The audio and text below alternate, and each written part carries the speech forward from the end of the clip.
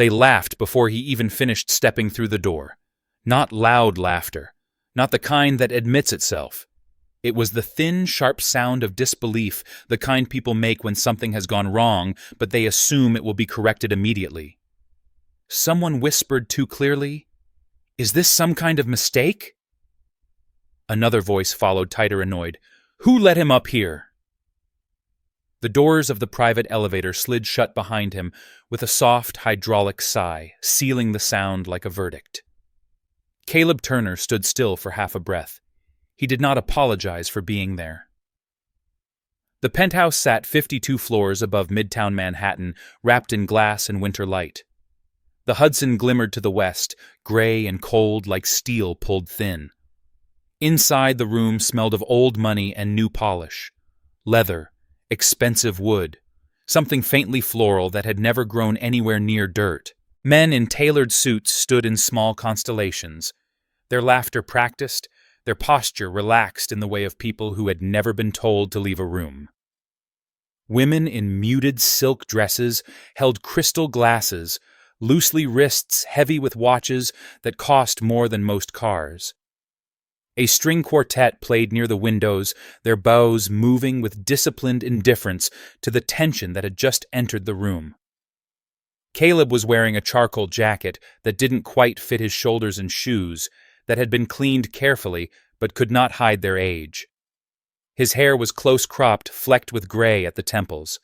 His face carried the lines of someone who had learned early not to waste energy explaining himself. He took one step forward. The room adjusted around him subtly, instinctively. Conversations thinned.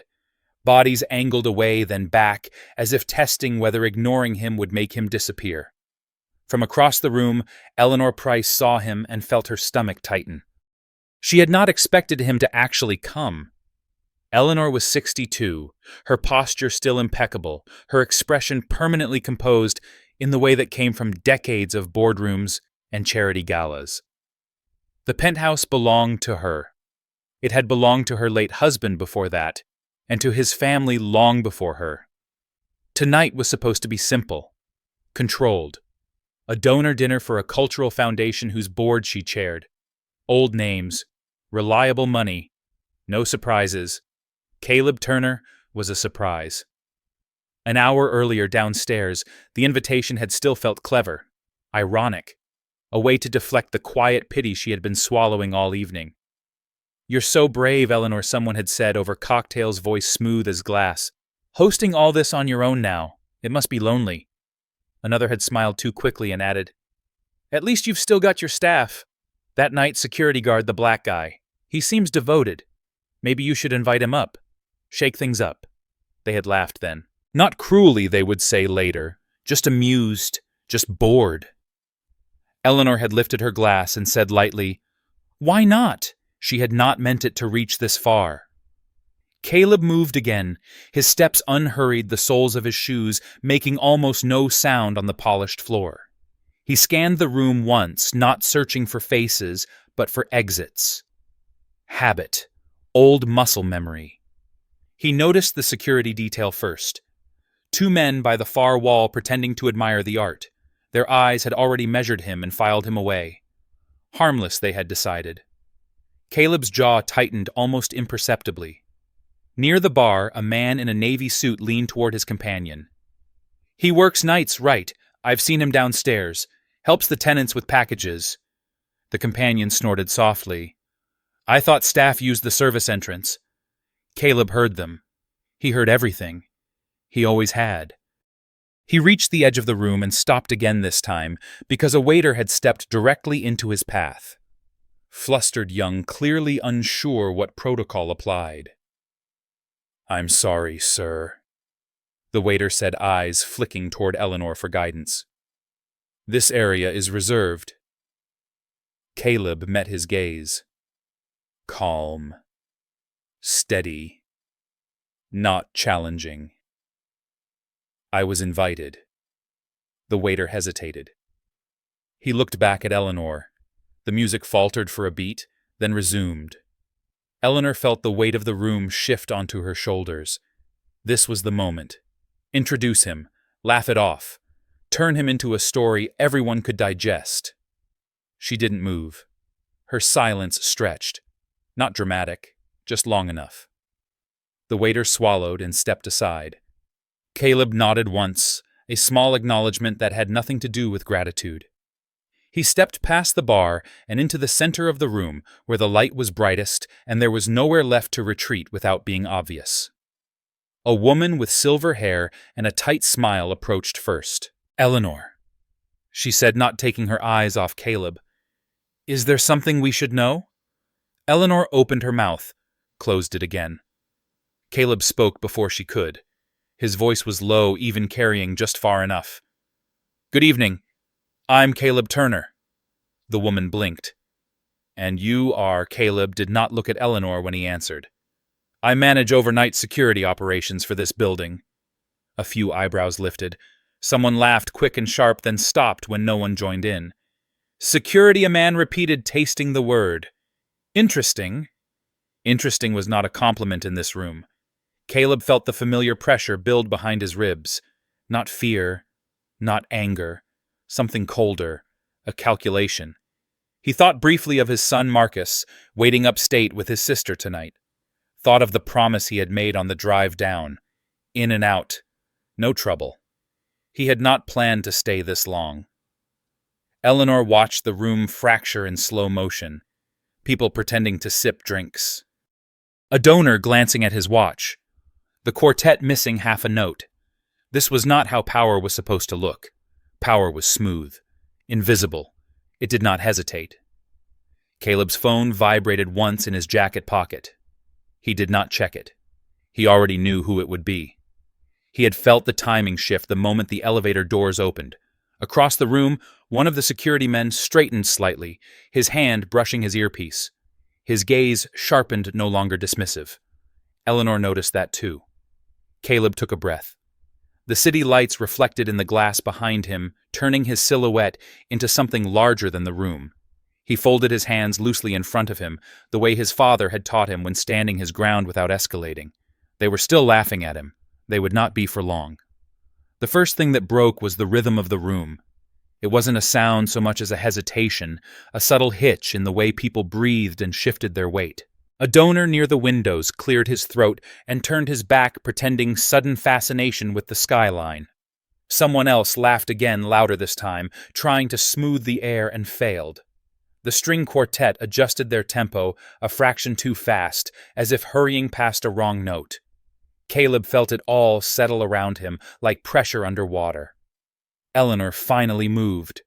She crossed the room with practiced grace, her heels silent against the floor, her face arranged into a smile that had closed deals and buried scandals. When she reached him, she stood a little too close, her voice low. "Mr. Turner, perhaps we should talk somewhere quieter." Caleb did not step back. "This is fine." Her smile tightened. "You're causing confusion." "I was invited," he said again, not louder, not softer. The words landed differently now. "Not a plea, a statement." Behind Eleanor, Richard Hale watched with open irritation. He was 70, give or take a man whose name was carved into buildings and whose opinions were treated like weather. He set his glass down with care and approached his gate, relaxed his authority, assumed. "Eleanor," he said. "What's going on?" Eleanor turned to him, relief flashing briefly across her eyes. "Richard, this is Caleb Turner. He works in the building." Richard looked Caleb up and down, slow and thorough, the way one inspects something that does not belong. "Yes," he said. "I know who he is. The night guard." "Why is he here?" Caleb answered before Eleanor could. "Because she invited me." A murmur rippled outward. Eleanor inhaled sharply. Richard's lips curved. "Invited," he repeated. "To this." Caleb held his gaze. He did not flinch. "That's what an invitation is." Richard laughed, short and incredulous. "This isn't a mixer downstairs. This is a private event. Eleanor felt the room tilt. This had gone too far. Richard, she said, warning. But Richard was already warming to the moment. We all appreciate the staff, he said, voice carrying. But there are boundaries. It's not personal. It's order. Order. The word echoed clean and final. Caleb nodded once, as if acknowledging a rule he had long known by heart. Order keeps things running, he said. So does security. Richard frowned. What's that supposed to mean? Before Caleb could answer, the vibration in his pocket came again. This time, it didn't stop. A steady insistence against his leg. The security guard by the wall spoke quietly into his earpiece. His posture shifted from casual to alert. His partner noticed and mirrored him. Eleanor noticed too. Mr. Turner, she said more sharply now. If you've made your point. Caleb reached into his jacket. A few guests stiffened, a ridiculous flicker of fear crossing faces that had never learned to hide it. He withdrew his phone and glanced at the screen. The message was brief. On schedule. He looked up. I'll be quick. Richard scoffed. You don't get to set the pace here. Caleb's eyes flicked just once to the windows, then back. That depends. The words landed heavier than he intended, or perhaps exactly as intended. A woman near the bar whispered, What is happening? Her companion shook his head, unease creeping into his smile. Eleanor felt something cold bloom in her chest. This was no longer a joke she could contain. She saw it then, the thing she had missed. Caleb was not angry. He was patient. That was worse. Security. Richard said loudly, turning toward the wall. Can we escort Mr. Turner out? This has become inappropriate. The guards hesitated. A fraction of a second too long. Caleb noticed. So did Eleanor. The older guard cleared his throat. Sir, he said, careful. We're waiting on confirmation. Confirmation of what Richard snapped. The guard did not answer. His eyes were on Caleb now, not deferential, not dismissive. Measuring. Respectful. The room went very quiet. Caleb slid his phone back into his pocket. I didn't come to embarrass anyone, he said. I came because I was curious. Curious about what Eleanor asked, her voice barely steady. How people behave when they think the rules protect them. Richard's face flushed. This is outrageous. Caleb turned to him fully. You're right. It is. For the first time there was anger in his voice. Not loud, controlled. The kind that had been stored carefully catalogued, used sparingly. I've worked nights in this building for more than 2 decades, he continued. I know which tenants leave their doors unlocked. I know which cameras fail when it rains. I know how long it takes for an ambulance to reach the service entrance at 2 a.m. I know who panics and who freezes. Richard sneered. Congratulations. Caleb's gaze hardened. You should be thanking the people who know those things. A donor near the back shifted, suddenly pale. He glanced toward the exit. Eleanor's mind raced. This was spiraling. She had wanted control. Instead, she had handed the room to someone else entirely. Caleb, she said, dropping the formality. Please, let's step aside. He looked at her, then really looked. She saw it in his eyes, the assessment, the disappointment that cut deeper than accusation. You asked for this, he said quietly. You just didn't think it would answer back. The security guard's radio crackled softly. A voice murmured something indistinct. The guard straightened. Sir, he said to Richard, we've been instructed to stand down. Instructed by whom? Richard demanded. The guard hesitated again, then spoke. By the client. Eleanor's breath caught. What client? Caleb exhaled slowly. The room felt smaller now, the ceiling lower, the glass pressing in. Outside, a helicopter passed its distant thrum, vibrating faintly through the windows. "I manage security," Caleb said, "because I understand systems, and because systems fail when people forget who actually holds them together." Richard took a step back without realizing it. Caleb continued, each word measured. "Tonight, I wanted to see something. I wanted to see if invitation meant welcome, or if it was just another way to test how far the line could be pushed." A woman near the quartet wiped her eyes, though she did not know why. Eleanor felt the weight of every silent choice she had ever made pressed down on her shoulders. She had thought power lived in rooms like this. She was beginning to understand how wrong she had been. "Caleb," she whispered. "What do you want?" He looked past her at the room at the city beyond. "I want you to remember this moment," he said. "Because after tonight, you won't get to pretend it didn't happen." The elevator chimed somewhere beyond the hall. Footsteps approached, purposeful, multiple. The doors at the far end of the penthouse opened. Every head turned. Caleb did not. The footsteps did not rush. They moved with intention, leather soles against marble, the sound steady enough to cut through the string quartet, which faltered and then stopped entirely. Silence spread outward, thick and unmistakable, the kind that arrived when something irreversible was about to be said. 3 men entered first, all in dark suits. No visible jewelry, no phones in their hands.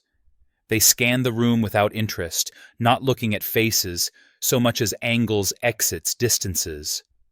The kind of men who had spent their lives preventing problems rather than explaining them. Behind them came a woman. She was in her late 40s, her hair pulled back simply, her coat still buttoned despite the warmth of the room. She carried no bag, no glass, no smile. She walked directly toward Caleb and stopped at his side close enough that their shoulders almost touched. "Sir," she said quietly, not deferential, not loud. "We're ready." The word "sir" landed like a dropped plate. Eleanor felt her knees weaken. She caught herself on the back of a chair, fingers digging into the upholstery.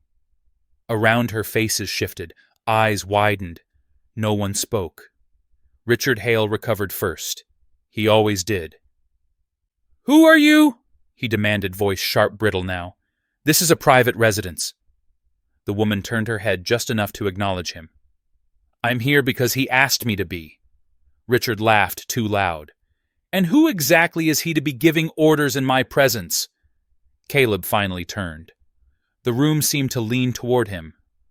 "My name is Caleb Turner," he said again, as if the repetition itself carried weight now. "And I don't work nights because I need the money." A ripple of disbelief passed through the guests. Eleanor felt something drop away inside her, leaving a hollow ache behind. Caleb continued, his voice calm, steady, unhurried. "I work nights because I need to see what happens when people think no one important is watching." Richard scoffed, but it came out wrong thin. "This is absurd." "Eleanor, tell him to leave." Eleanor could not speak. Her throat had closed around a truth she was only beginning to recognize. She had built her life on assumptions. Tonight they were collapsing one by one. The woman beside Caleb stepped forward half a pace. "Mr. Hale," she said, "you may want to sit down." "I will do no such thing." She tilted her head slightly. "Then, hold on to something." One of the men behind her handed Caleb a slim folder. Plain, unmarked. Caleb took it, did not open it yet. He looked around the room, meeting eyes now one by one. Some dropped immediately. Others held defiant, afraid, offended. "For years," he said, "this building has run because people like me were invisible. Because you assumed the systems beneath you were automatic, neutral, harmless." He opened the folder. Inside were photographs, documents, screenshots of maintenance logs, security reports, incident summaries, names highlighted, dates circled, patterns unmistakable. A man near the windows recognized his own name and went pale. Caleb lifted one page. This, he said, is an elevator malfunction, reported 3 times and ignored because it only affected the service floors. This another page is a fire alarm disabled during a renovation to avoid inconvenience. He looked up. Someone could have died. Richard snapped, "This is blackmail." "No," Caleb said. "This is memory."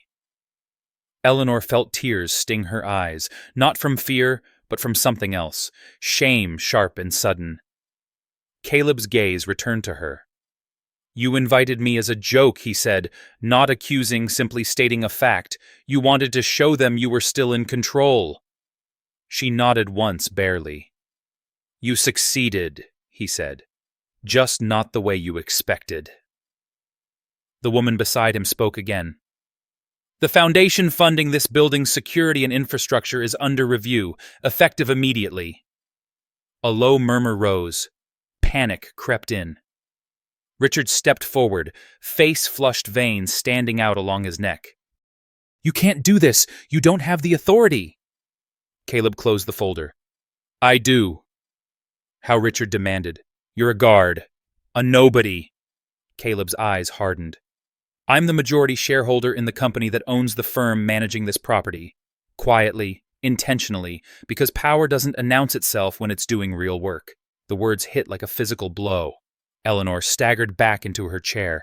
Richard stared mouth open, the room spinning away from him. "That's not possible." "It is," Caleb said, "and it's documented." He gestured and one of the men stepped forward, placing a business card on the table near Richard's hand. The name printed there meant something. It meant everything. The silence that followed was not confusion anymore. It was recognition. Caleb took a breath. This was the moment he had been moving toward all evening, all year, all his life, and still he did not raise his voice. "I didn't come here to humiliate anyone," he said. "I came to remind you that the world you enjoy is built on choices. Choices to see. Choices to ignore. Choices to treat people as props instead of partners." He turned to Eleanor. "You made a choice tonight. So did I." Her voice shook when she finally found it. "What happens now?" Caleb considered her. Not as an enemy, not as a friend, as a human being standing at a crossroads she had never realized existed. "That depends," he said, "on whether you want to be invited into the next version of this story or left out of it." Outside, the city kept moving indifferent and vast. Inside, nothing would ever be the same. The room did not erupt. It fractured. Voices didn't rise. They disappeared. People stepped back without meaning to, chairs scraping softly, glasses set down with exaggerated care. No one wanted to be the first to speak after that kind of truth had been placed on the table. Caleb felt the shift immediately. Power once revealed rearranged space. It bent posture. It changed where people stood and who they stood behind. Richard Hale was the last to accept it. His hands trembled as he pressed them flat against the table. "This is an ambush," he said hoarsely. "You orchestrated this." Caleb met his eyes. "You walked into it. I just stopped pretending it wasn't there." Eleanor sat frozen, her spine rigid, her gaze fixed on the folder as if it might bite her. The woman beside Caleb watched the room the way one watched a shoreline before a storm alert to movement, to exits, to sudden decisions. One of the donors cleared his throat. "If this is true," he said carefully, "there are legal implications." "There are always legal implications," Caleb replied. "They just usually fall on people without attorneys." That landed harder than anything else he had said. A man near the back whispered, "This is going to ruin people." His wife squeezed his arm, not in comfort, but warning. Eleanor stood slowly. Her voice, when she spoke, surprised even her. "Everyone," she said, "I think the evening is over." A few heads snapped toward her. It was the first time all night she had sounded like the owner of the room. Caleb turned to her. "Are you sure?" She swallowed. "Yes." For a moment he thought she might ask him to leave. Instead, she faced the guests. "You should go." The room hesitated. Then movement rippled outward. Chairs slid back. Coats were reached for. No one lingered. No one wanted to be remembered as staying. As they filed past, Caleb, eyes avoided his. A few glanced at him with something like awe, others with resentment. One woman paused, opened her mouth, then thought better of it, and kept walking. Within minutes, the penthouse emptied, leaving behind only the quartet packing their instruments, the security detail, Eleanor, Caleb, and the woman who had arrived with him. The doors closed. The silence that followed was different. Not hostile. Exposed. Eleanor sank into a chair. "You destroyed my life," she said quietly. Caleb did not react. "No," he said. "I interrupted it." She laughed once, brittle. "You don't understand. These people don't forgive." "I know," he said. "They forget." She looked up at him, then really looked. Why tonight, Caleb considered. The city hummed beyond the glass traffic, flowing lives continuing without pause. "Because I was tired of watching systems fail from the inside," he said.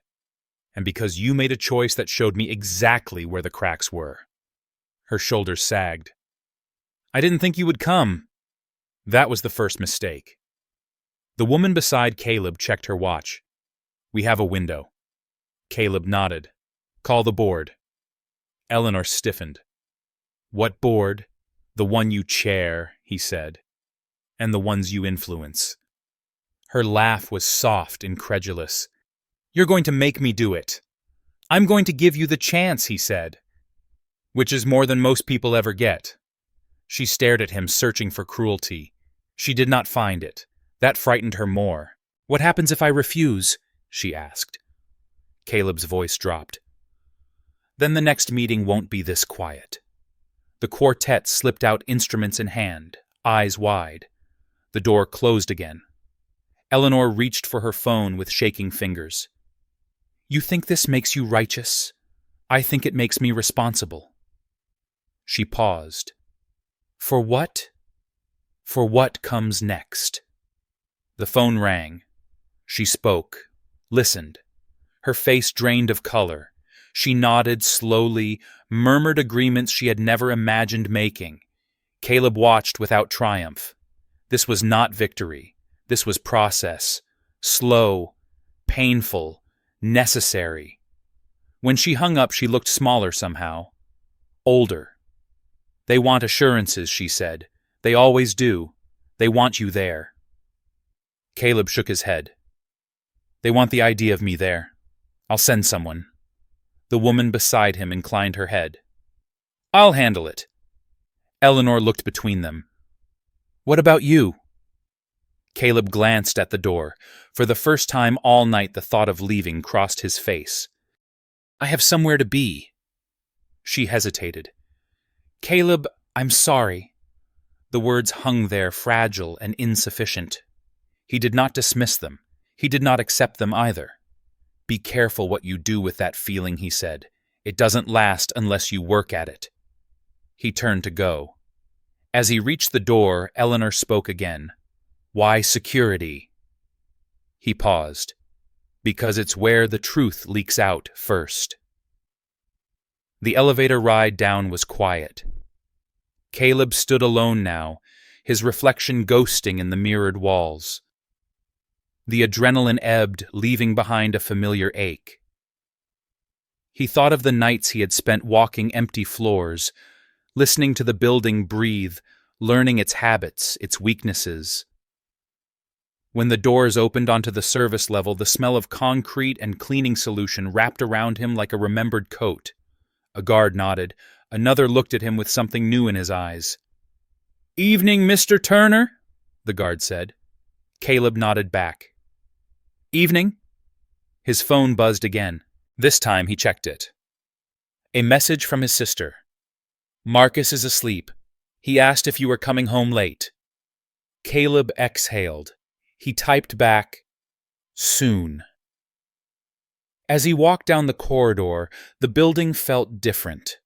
Not transformed, not redeemed, just slightly more awake. Upstairs, Eleanor stood alone in her penthouse, the city pressing in on all sides. She understood now that silence had never protected her. It had only delayed the reckoning. Downstairs, Caleb Turner stepped into the night knowing that power once revealed demanded something in return, and he intended to pay it forward. Morning came without ceremony. Gray light filtered through the narrow kitchen window of Caleb Turner's townhouse, upstate landing on the scarred wooden table where a single mug of coffee sat untouched. The house was quiet, in the particular way that followed a long night when adrenaline had burned itself out and left only clarity behind. Caleb stood at the sink, sleeves rolled up, hands braced against the counter. He had slept less than 3 hours. He felt every one of them. From the hallway came the soft sound of footsteps. Marcus appeared, hair rumpled, hoodie half-zipped, eyes still fogged with sleep. He stopped when he saw his father standing there unmoving. "You're back early," Marcus said. Caleb turned. "Early is relative." Marcus studied him for a moment. Kids always noticed first. Did something happen in the city Caleb considered lying? Considered the habit of smoothing things over? He shook his head once. Something ended. Marcus nodded as if that made sense. He crossed the room and reached for the coffee pot, then paused. "You look tired." Caleb almost smiled. "I am." They stood there together in silence, the ordinary weight of morning settling around them. Outside, a truck passed on the road, tires hissing against damp pavement. Life continued indifferent to power shifts and reckoning nights. Caleb's phone buzzed on the table. He did not reach for it immediately. He had learned over years of managing crises that urgency was a tool. If you answered too quickly, people assumed you were desperate. He waited until the vibration stopped, then picked it up. 3 missed calls, 2 messages, all from numbers he knew, one from the board, one from legal, one from Eleanor Price. He set the phone back down. Marcus watched him. "You going to answer that?" "In a minute." Marcus poured himself cereal, the sound of milk against the bowl too loud in the quiet room. "You didn't come home last night." "I know. You said you would." Caleb met his son's eyes. This was the moment that mattered. Not the penthouse, not the donors. This! "I had to make sure something didn't keep happening," he said. Marcus frowned. "Something bad." Caleb chose his words carefully, something unfair. Marcus accepted that because he had grown up watching his father live by that distinction. "Okay." The phone buzzed again. This time Caleb answered. "Turner," he said. The voice on the other end was tight, professional. "This is David Klein from the advisory board. We need to discuss last night." Caleb leaned back against the counter. "I'm aware. You blindsided several stakeholders. I exposed them." A pause. "You embarrassed Eleanor Price." Caleb's jaw tightened. She embarrassed herself. Another pause longer. "This is going to have consequences." "Yes," Caleb said. "That was the point." Klein exhaled. "We need damage control." Caleb glanced at Marcus, who was pretending not to listen while listening very closely. "What you need," Caleb said, "is to decide whether you want to fix a system or protect people who broke it." Silence. "We'll be convening an emergency session," Klein said finally. "Your presence is requested." Caleb nodded, even though the man could not see it. "I'll send someone. You're not coming, no." "That won't look good." Caleb's voice cooled. "Neither does pretending nothing happened." He ended the call. Marcus raised an eyebrow. "You're not in trouble, are you?" Caleb considered the question. Trouble had always been a flexible concept in their house. "No," he said. "But some people are." The phone rang again. Eleanor this time. Caleb hesitated, then answered. "Yes." Her voice sounded different, stripped of polish. "They're already rewriting it," she said. "What happened last night? They're saying it was a misunderstanding." Caleb closed his eyes briefly. "Of course they are. I told them it wasn't. That will cost you." "I know." Her voice shook, then steadied. "I meant what I said. I won't pretend anymore." Caleb was quiet for a long moment. When he spoke, his voice was even. "Then be prepared to be lonely." "I already am," she said softly. He did not respond to that. He did not know how. "I wanted you to hear it from me," Eleanor continued. "Before you hear it from someone else. They're coming after you." Caleb smiled faintly without humor. "They've been coming after me my whole life. They just didn't know it." She laughed weakly. "You don't sound afraid." "I'm not." "Why?"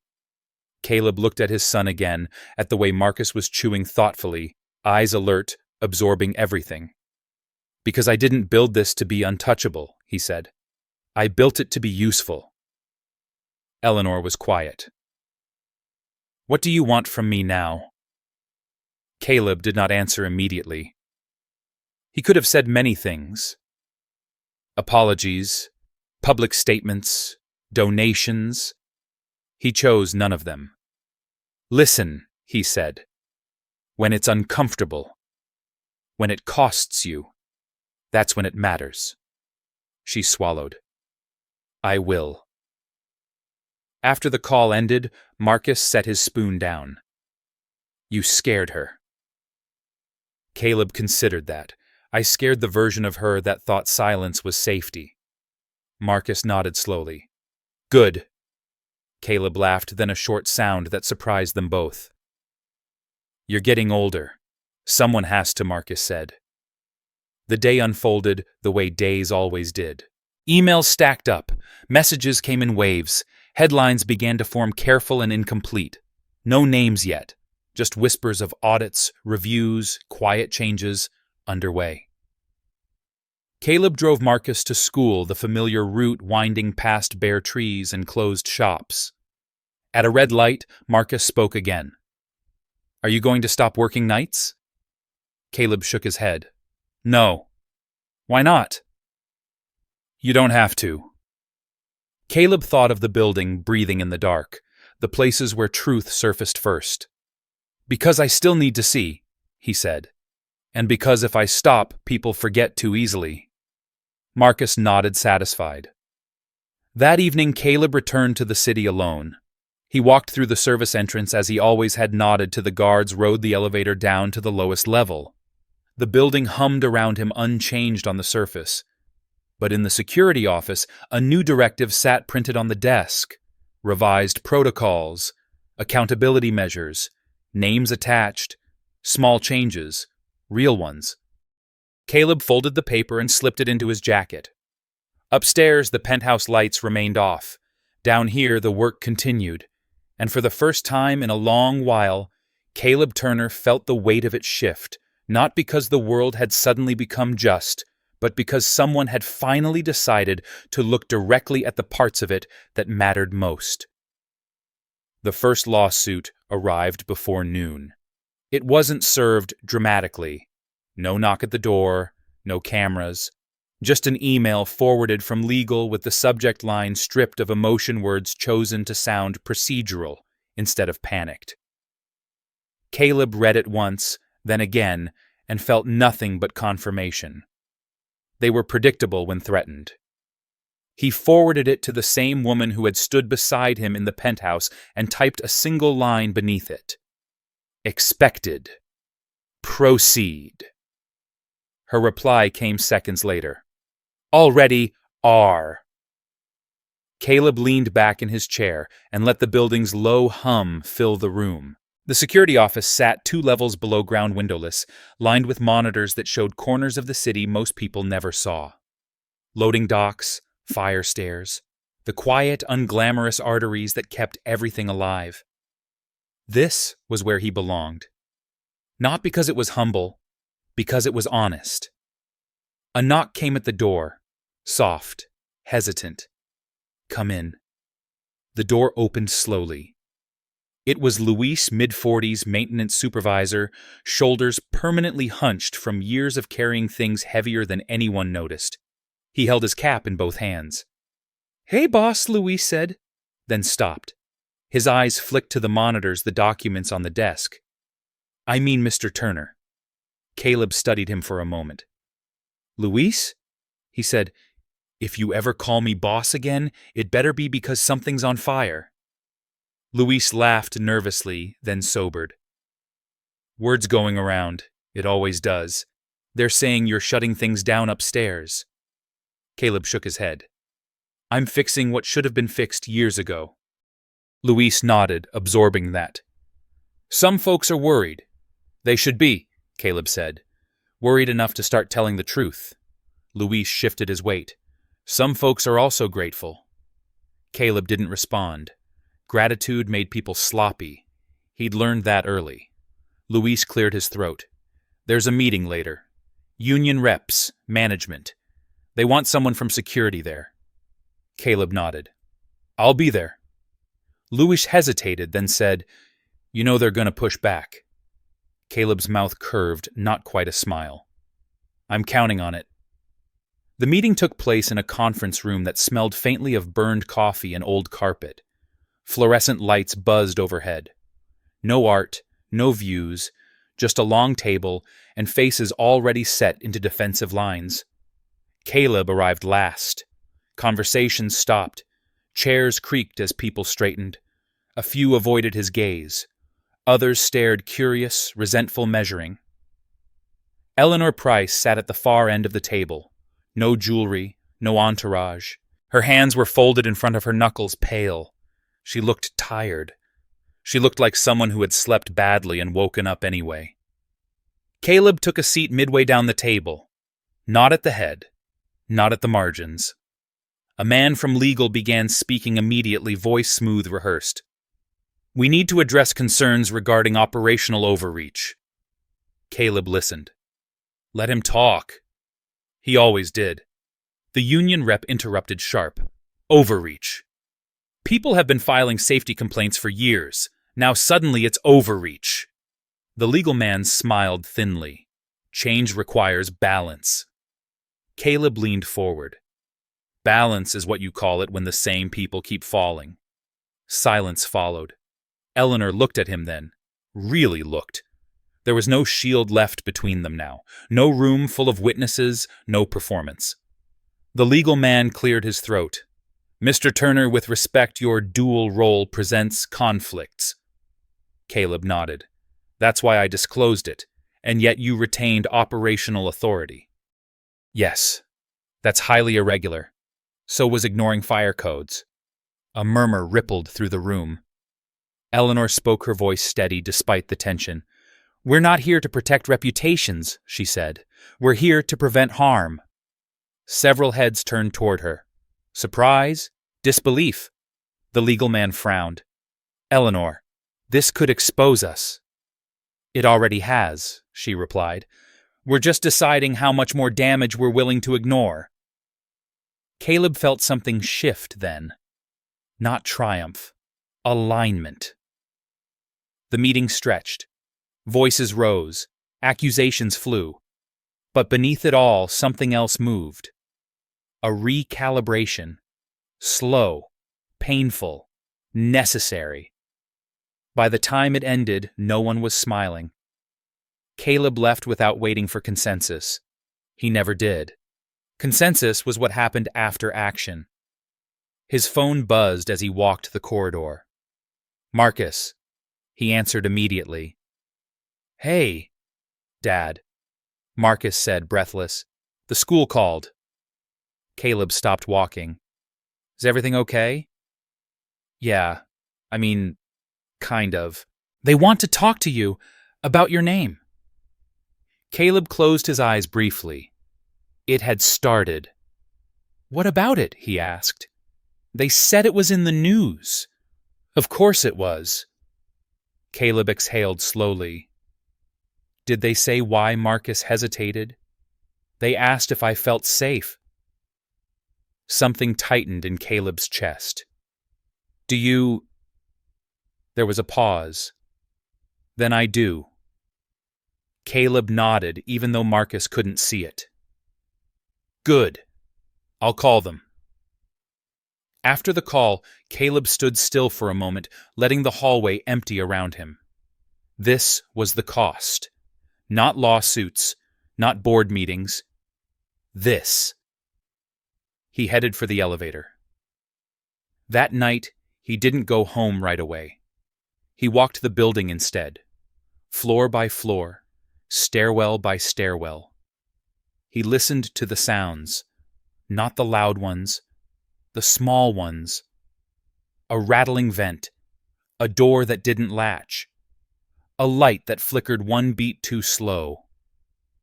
He stopped by the service elevator where a young woman was struggling with a cart stacked too high. She froze when she saw him. "I'm sorry," she said quickly. "I didn't mean to block."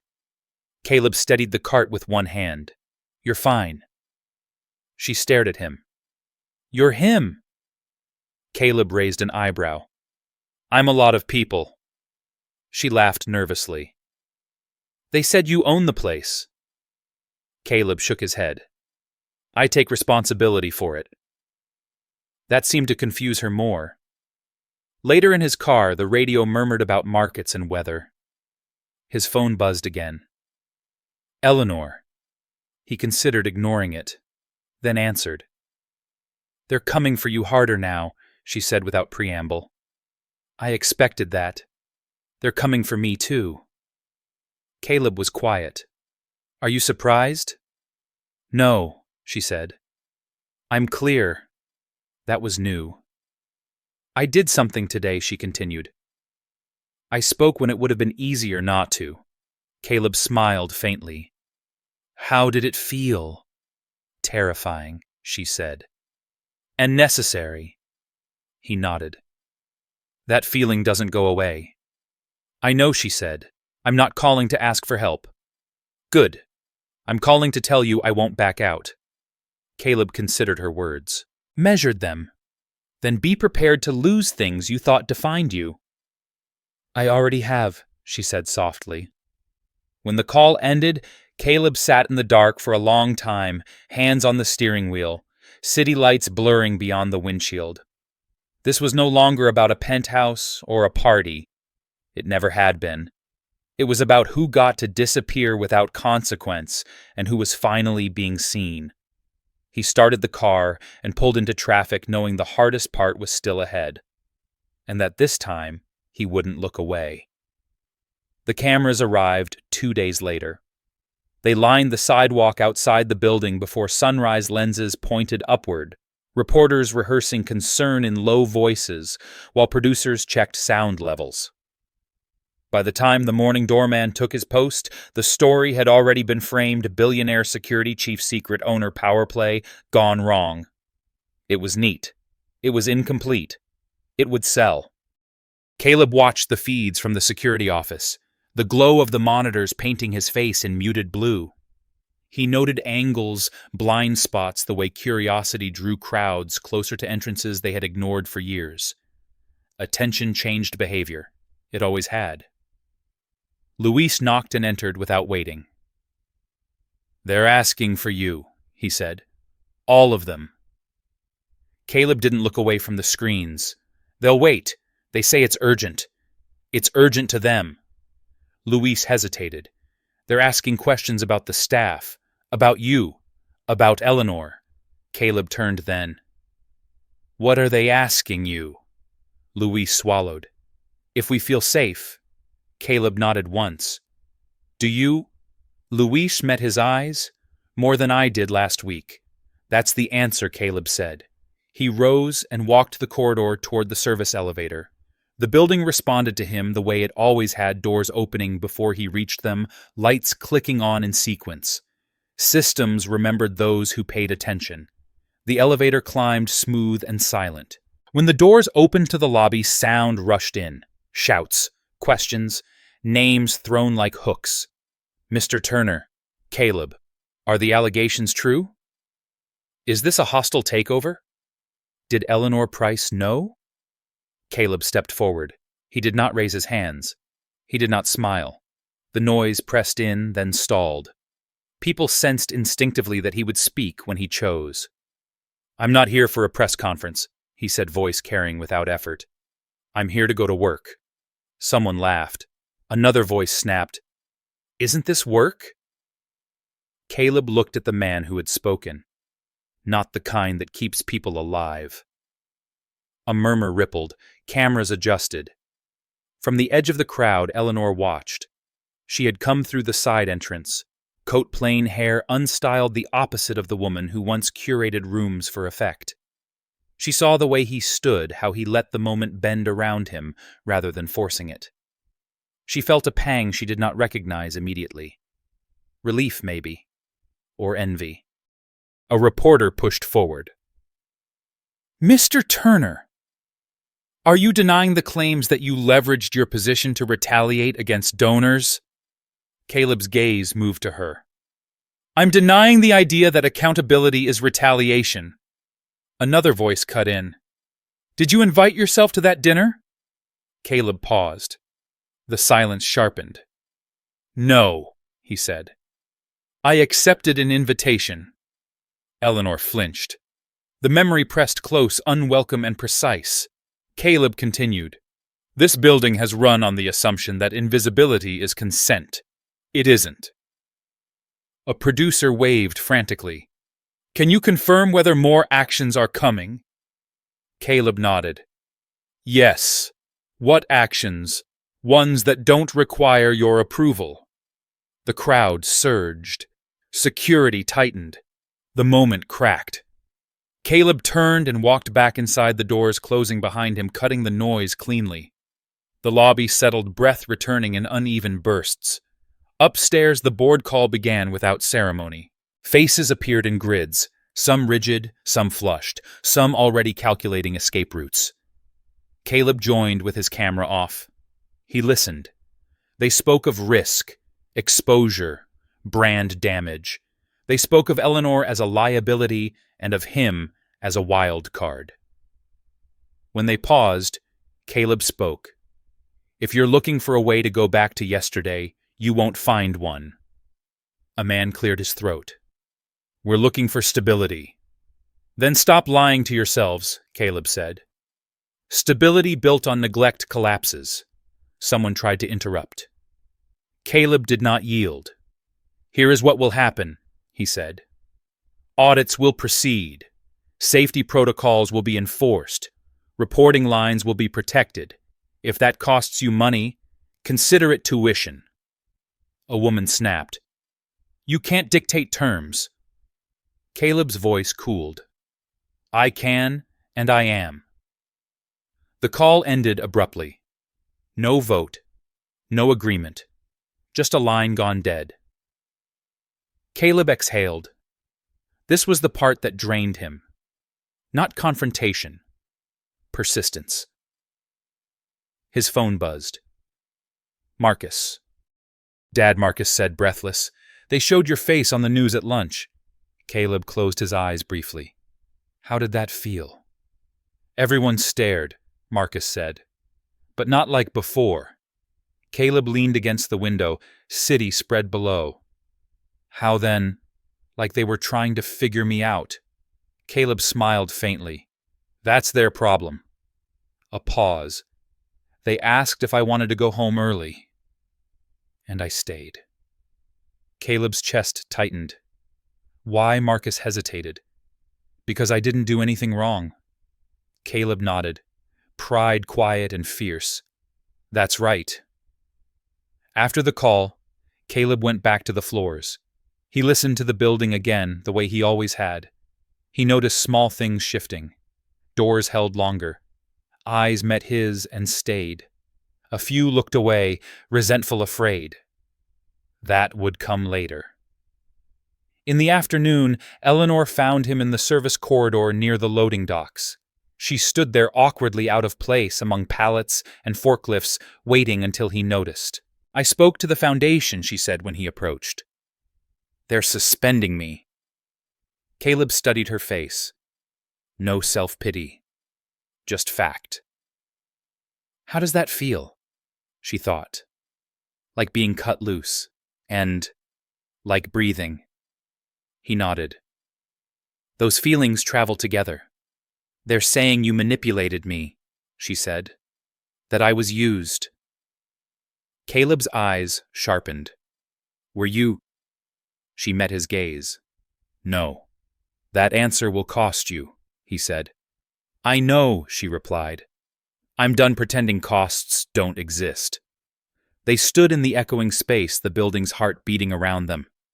What happens to you now? She asked. Caleb considered. More noise, more resistance, more nights. And Caleb's voice softened. He learns how to stand in a room. Eleanor swallowed. I wish I had learned sooner. Caleb did not comfort her. He did not punish her. He simply nodded and moved on. That evening the cameras were still there, hungry and unsatisfied. Caleb took the long way out through corridors that did not exist on any map. The city received him with indifference and light. As he drove north, the radio murmured speculation. He turned it off. At home, Marcus was waiting at the table, homework spread out, pencil tapping. You missed dinner, he said. I know. Marcus slid a plate toward him. It's still warm. Caleb sat. He ate. He listened to his son talk about a math problem about a teacher who had apologized without knowing why. He let the ordinary wash over him. Later, when the house was quiet, Caleb stood by the window and watched the dark settle over the trees. The noise would continue. The resistance would harden. The systems would push back. But tonight, he had done what mattered most. He had stayed visible. The first betrayal came from someone Caleb had trusted for years. He didn't hear about it through gossip or headlines. He saw it in a spreadsheet at 2 a.m, alone in the security office, the building asleep above him. Numbers didn't lie the way people did. They just waited to be noticed. A line item had been altered, small, almost elegant in its subtlety, funds reclassified, a safety upgrade postponed, signed off by a name Caleb recognized immediately, Thomas Reed, former operations director, late 50s, golf buddy to half the board, a man who shook hands like contracts were sacred and smiled like consequences were for other people. Caleb leaned back in his chair and stared at the ceiling. This was always how it happened, not with enemies, with men who believed loyalty was permanent and accountability optional. He pulled the file history. The changes traced back weeks buried beneath layers of approvals, enough to delay repairs, enough to endanger lives, enough to give Reed leverage when the audits came. Caleb felt something cold settle behind his eyes. He did not call Thomas. He called Maya instead. She answered on the second ring, voice groggy. Dad. Sorry to wake you, Caleb said. Is Marcus asleep? Yes. Good. I need you to do something for me tomorrow. She paused. Am I in trouble? No, Caleb said. You're in charge. That made her sit up. He could hear it in her breathing. Okay. Go to school. Pay attention. And if anyone says anything strange about me, you tell me exactly how they say it. Not what you think they mean. Just the words. Maya hesitated. Is something bad happening? Caleb chose honesty without detail. Something important is. She nodded, even though he couldn't see her. I can do that. I know. When he ended the call, Caleb sat alone again, the monitors humming softly, the building breathing around him. He thought of the penthouse of Eleanor standing in a room that no longer loved her back. He thought of the board scrambling to protect itself. And now this. The old guard biting down. By morning, the story had shifted. The headlines no longer asked questions. They declared answers. Anonymous sources, internal disputes, claims that Caleb Turner was destabilizing essential services for personal gain. The narrative hardened fast, polished by people who had practiced this craft longer than he had been alive. Luis found him by the freight elevator. They're saying you're reckless. Caleb nodded. They would. They're saying staff are scared. Caleb met his eyes. Are they? Luis shook his head. They're watching. That's better than sleeping, Caleb said. At noon, the fire alarm on the east wing tripped. False alarm. But protocol demanded evacuation. Tenants complained loudly, Coates' half-buttoned voices sharp with inconvenience. Caleb stood by the exit watching the flow. He noticed which alarms had failed to sound. Exactly the ones Reed had delayed servicing. Thomas Reed arrived 20 minutes later, breathless face arranged into concern. This is unacceptable, he said loudly for the benefit of those watching. Chaos like this damages trust. Caleb turned slowly. So does negligence. Thomas smiled thinly. You're making accusations, now I'm making observations. Thomas leaned closer, lowering his voice. You think you're untouchable. You're not. Caleb's reply was quiet. Neither are you. By afternoon, the board called an emergency closed session. Caleb joined from the security office. He kept his camera on this time. Thomas was already speaking. We have to consider suspension, he said, for the good of the organization. Caleb waited. Eleanor spoke next. Her voice was steady, but her hands shook just enough to be visible. Suspension from what exactly? Thomas turned toward her, irritation flashing. From operational authority, from unilateral decisions. Caleb leaned forward. Thomas, he said, do you want to explain the deferred maintenance on the East Wing alarms? Thomas blinked. That's not relevant. It is, Caleb said. Because it wasn't an oversight, it was a choice. Silence fell. Caleb shared his screen. The documents filled the grid. Dates, signatures, budget transfers, patterns too clean to deny. Thomas's face drained of color. This is a witch hunt. No, Caleb said. This is a mirror. A board member stammered. Thomas, is this accurate? Thomas opened his mouth, closed it. We can discuss this privately. Caleb shook his head. We are. The vote came faster than anyone expected, not because they believed in justice, but because fear had shifted direction. Thomas Reed was placed on immediate leave pending investigation. When the call ended, Caleb stayed seated. The glow of the monitors steady on his face. He felt no satisfaction, only the familiar weight of responsibility settling deeper. His phone buzzed. A text from Maya. They called you controversial, not dangerous. Some kids said you were brave. One said you were scary. I think they meant powerful. Caleb closed his eyes and smiled just a little. That evening, Eleanor stood outside the building watching the cameras pack up. She had lost invitations, lost allies, lost sleep. But she had gained something she hadn't known she was missing. Clarity. She called Caleb. They're done pretending, she said. So are we, he replied. What happens when they come for you harder? Caleb looked up at the darkening sky. Then we'll know we're moving the right way. Inside the building, systems adjusted, protocols updated. People spoke more carefully. Not kindly yet, but consciously. Late that night, Caleb walked the East Wing again. The alarms were silent now, but ready. He placed his hand briefly on the wall, feeling the vibration of power running through it. This was never about winning. It was about refusing to disappear when the pressure came. And the pressure was only just beginning. The city tried to swallow the story by the end of the week. New headlines pushed it down. A market dip, a celebrity divorce, a storm coming up the coast. Attention shifted the way it always did, restless and selective. For most people, Caleb Turner had already become a footnote, a name vaguely associated with disruption and discomfort filed away under things better not thought about. Inside the building, though, nothing returned to normal. Normal had cracked. Caleb felt it in the pauses before people spoke, in the way meetings ended without jokes, in how doors no longer closed quite as quickly behind him. Power had revealed itself, and once seen, it could not be unseen.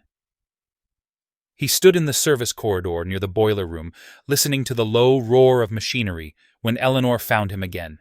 She looked thinner, not frail, stripped down. The version of her that remained was sharper, less protected.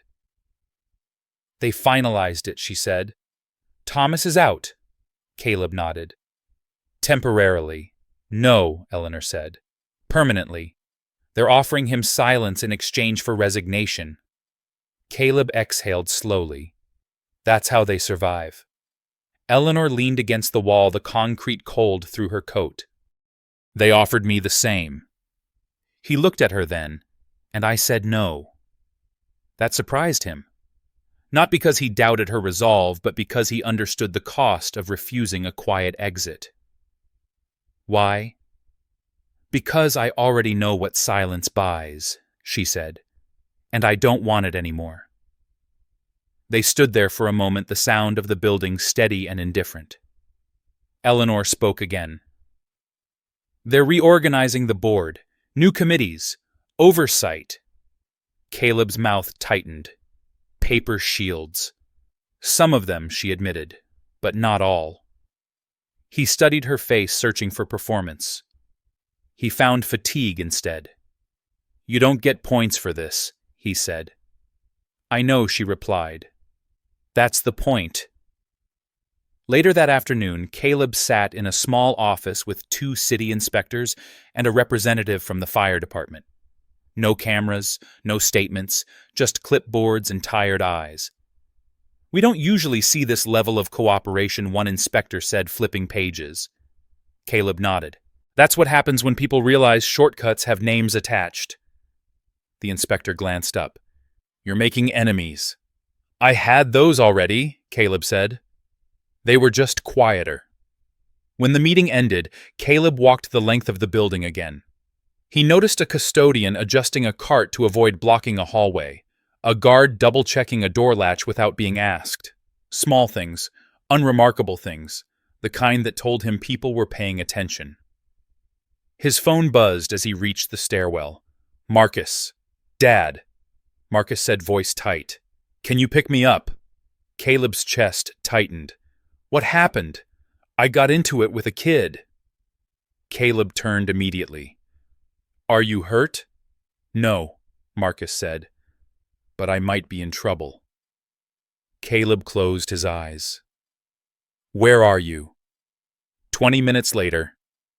Caleb stood in the school parking lot, hands shoved into his jacket pockets, watching his son sit on a bench outside the main office. Marcus looked small, their shoulders hunched, jaw set, in a way Caleb recognized all too well. The principal, a woman in her late 50s with careful eyes, stepped outside. "Mr. Turner," she said, "thank you for coming so quickly." Caleb nodded. "Of course." She hesitated. "There was an altercation." Marcus spoke before she could continue. "He said you were dangerous." Caleb turned to his son. "And what did you say?" Marcus lifted his chin. "I said you were honest." The principal cleared her throat. "The other students' parents are concerned." Caleb met her gaze. "About what?" "About the attention." Caleb nodded slowly. "Attention doesn't hurt people," he said. "Avoiding the truth does." The principal studied him, weighing risk against fairness. "Marcus didn't start the fight," she said finally, "but he didn't walk away either." Caleb looked at his son. "Why didn't you?" Marcus swallowed. "Because I didn't want him to think he was right." Caleb placed a hand on his shoulder, firm and grounding. "Standing your ground has consequences," he said quietly. "Are you ready for that?" Marcus nodded. "I think so." On the drive home, neither of them spoke for a while. The trees blurred past bare branches clawing at the sky. Finally, Marcus asked, "Did you know this would happen?" Caleb considered the question. "I knew something would," he said. I didn't know what shape it would take. Marcus stared out the window. I don't like people talking about you like you're a problem. Caleb smiled faintly. People talk that way when they don't like being challenged. That night after Marcus went to bed, Caleb sat alone at the kitchen table, a stack of documents spread out before him. Compliance reports, legal briefs, a letter from the city acknowledging receipt of formal complaints. The machinery of accountability moved slowly, but it moved. His phone buzzed again. A message from Eleanor. They're pressuring me to step back publicly. They say I'm making it worse. Caleb typed back. Worse for whom 3 dots appeared. Disappeared. Appeared again. For them. Caleb stared at the screen for a long moment, then replied. Then you're doing something right. He set the phone down and leaned back, eyes closing briefly. The fatigue pressed in now, heavy and undeniable. Not physical, moral. The weight of choosing again and again not to look away. The next morning, Caleb stood in the lobby as workers arrived, coffee cups in hand, faces still half asleep. He watched them move through the space differently now, more aware, more present. A man he barely knew stopped and nodded. Morning. Caleb returned the nod. Morning. It wasn't gratitude. It wasn't victory. It was recognition. And in a system built to erase people quietly, recognition was the beginning of change. The city moved on without asking permission. Traffic thickened. Screens refreshed. New stories took the place of old ones. The attention that had once burned hot around Caleb Turner cooled into something quieter, less visible, but no less real. That was how systems healed themselves, by absorbing shock and pretending it had always been part of the design. Caleb understood that better than most. On the ground where people actually lived and worked, the changes did not announce themselves. They arrived in increments. A revised safety checklist taped to a break room wall. A supervisor who stopped using silence as punishment. A meeting where someone spoke up and was not shut down for it. None of it was dramatic. All of it mattered. Caleb stood in the lobby one evening, jacket slung over his arm, watching the shift change. Day workers filtered out. Night crews filtered in. They passed each other with brief nods, the invisible handoff that had always kept the building alive. He noticed how many of them now met his eyes. Not deferential, not afraid, simply aware. Luis walked past and paused. They approved the new reporting line, he said quietly. Direct access. No filtering. Caleb nodded. Good. Luis hesitated. Some people are saying it won't last. Caleb's mouth curved faintly. They say that about everything worth doing. Luis smiled, then moved on. Upstairs, the penthouse remained dark. Eleanor had stopped hosting. The space that once amplified laughter now held quiet. Not empty, but intentional. She spent her days in offices that did not photograph well, listening more than she spoke, learning the cost of words after they were said instead of before. It was not redemption. It was work. She met Caleb once more weeks later, not in a hallway or a basement, but in a conference room with no windows. They spoke plainly. No apologies, no absolution. Just alignment. When they parted, neither expected thanks. At home, Marcus adjusted too. The stares at school faded into curiosity, then into something else entirely. Teachers asked him questions about his interests instead of his last name. A classmate who had once laughed now sat beside him at lunch, unsure but trying. Marcus learned what it meant to be visible without being explained. One night, as Caleb tucked him in, Marcus said, "They don't talk about you as much anymore." Caleb nodded.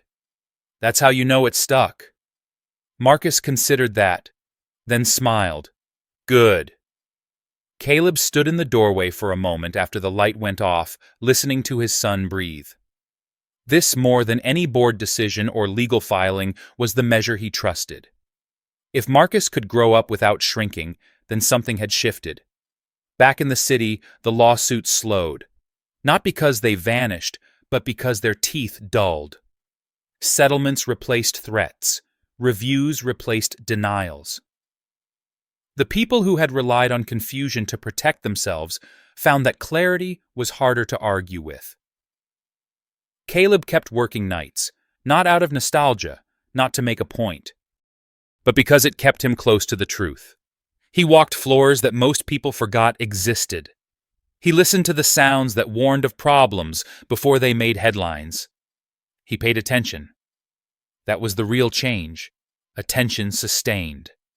One evening, as winter leaned towards spring, Caleb rode the elevator up instead of down. The doors opened onto the main floor, bright and ordinary. A tenant stepped in beside him, glanced up and nodded. "Evening," the man said. Caleb returned the nod. "Evening." No pause followed, no recalculation, just space shared without friction. When the elevator reached the top, Caleb did not step out. He stayed inside as it descended again, watching the numbers fall, each one a reminder of where power was assumed to live and where it actually did. In the security office, he sat down and reviewed reports. Nothing alarming. A few minor issues addressed before they became stories. He closed the file and leaned back, the low hum of the building steady and familiar. This was the work that never made news. It was also the work that lasted. Caleb Turner had walked into a room once where people laughed because they thought the rules were on their side. He had walked out without raising his voice, without asking permission, without surrendering himself to their version of the story. What followed was not a victory parade or a moral reckoning wrapped in applause. It was quieter than that, harder, more durable. The city did not thank him. The system did not apologize. But cracks remained where light had gotten in, and people remembered how it felt to be seen. That was enough. If this story stayed with you, like the video, subscribe to the channel, and comment 3 words: dignity over silence.